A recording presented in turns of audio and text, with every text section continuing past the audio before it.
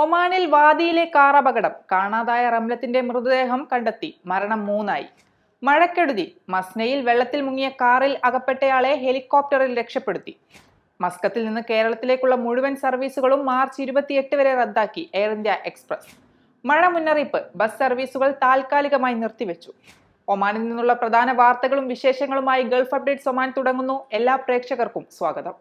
Gulf updates Oman brought to you by Shahi Foods and Spices, powered by Purushottam Kanji Exchange.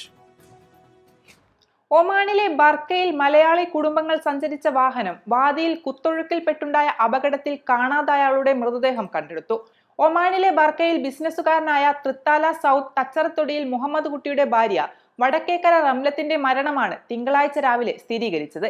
കടലിന്റെ ഭാഗത്തു നിന്നാണ് മൃതദേഹം രക്ഷാപ്രവർത്തകർ കണ്ടെടുത്തത്.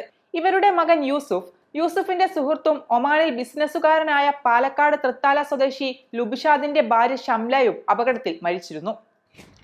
തെക്കൻ ബാത്തിനയിലെ മസ്നയിൽ വാദിയിൽ വെള്ളക്കെട്ടിൽ മുങ്ങിയ കാറിൽ അകപ്പെട്ടയാളെ ഹെലികോപ്റ്ററിൽ രക്ഷപ്പെടുത്തി.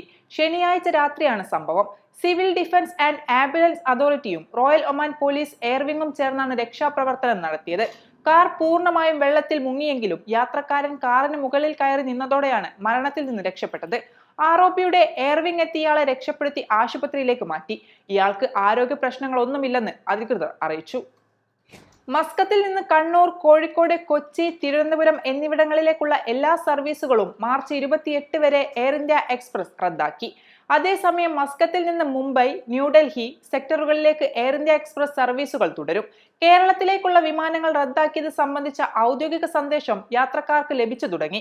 ഗൾഫ് മേഖലയിൽ സംഘർഷം തുടരുമ്പോഴും മസ്കത്തിൽ നിന്നുള്ള സർവീസുകളാണ് കൂടുതൽ തടസ്സമില്ലാതെ തുടർന്നിരുന്നത്. എന്നാൽ അടിയന്തരമായി കേരളത്തിലേക്കുള്ള മുഴുവൻ സർവീസുകളും റദ്ദാക്കിയതിന്റെ കൃത്യമായ കാരണം എയർ ഇന്ത്യ എക്സ്പ്രസ് ഇതുവരെ വ്യക്തമാക്കിയിട്ടില്ല. ഒമാനിൽ പലയിടത്തും കനത്ത മഴഭീഷണി നിലനിൽക്കുന്ന സാഹചര്യത്തിൽ ചില റൂട്ടുകളിൽ ബസ് സർവീസ് താൽക്കാലികമായി നിർത്തിവെച്ചതായി പൊതുഗതാഗത സേവനദാതാക്കളായ മുവാസലാത്ത് അറിയിച്ചു. രാജ്യത്തുടനീളം സുരക്ഷിതവും സൗകര്യപ്രദവുമായ ഗതാഗത സേവനങ്ങൾ ഉറപ്പാക്കുന്നതിനായാണ് നടപടി. അൽഖൂത്ത് സുൽത്താൻ കാബൂസ് സർവകലാശാല, Al Khoudh Mabela, Al Khoudh Burj Al Sahwa, Mabela Seeb Souq, Burj Al Sahwa എന്നീ റൂട്ടുകളാണ് താൽക്കാലികമായി ബസ് സർവീസുകൾ നിർത്തിവെച്ചത്.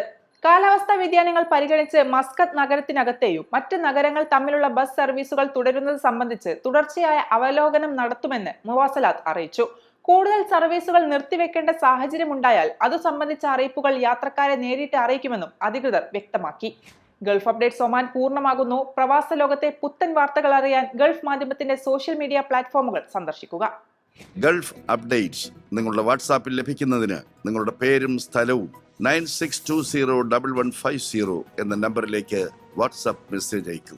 Gulf updates Oman brought to you by Shahi Foods and Spices, powered by Purushottam Kanji Exchange.